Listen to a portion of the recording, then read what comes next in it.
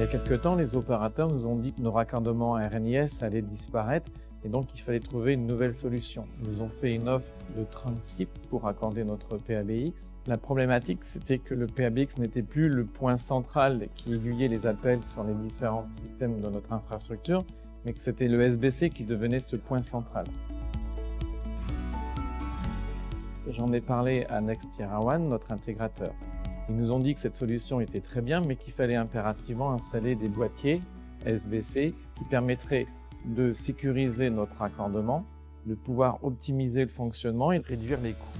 En fait, le SBC devient un aiguillage et en fonction de la programmation, va router les appels soit vers le PABX, soit vers notre centre d'appel. Ça a été un énorme travail puisqu'il a fallu revoir toute notre infrastructure. NextIR1 nous a accompagnés dans cette migration. L'idée, c'était de faire une bascule rapide sans que les utilisateurs puissent s'en rendre compte. Un soir, tout le monde a quitté la mutuelle, on était sur les accès RNIS.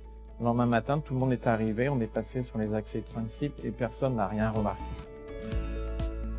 Les SBC de Oracle Communications peuvent être installés en cluster. Aujourd'hui, les appels de l'opérateur arrivent en principal sur notre site de la Défense et en cas de dysfonctionnement, l'opérateur route les appels sur le site de backup et le système Oracle, lui, récupère ces appels et les reroute au bon endroit. Le SBC Oracle Communications permet aussi de pouvoir s'affranchir de dysfonctionnements qu'on aurait en interne.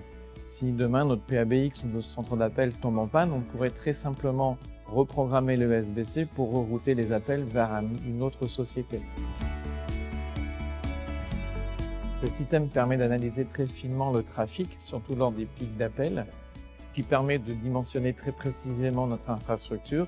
Et du coup, on a pu améliorer la productivité. Pour notre équipe support, ça a été aussi un énorme avantage puisqu'ils peuvent à tout moment contrôler la qualité des communications qui traversent le SBC et s'il y a des dysfonctionnements, analyser ces dysfonctionnements et voir s'ils viennent de notre infrastructure ou de l'opérateur.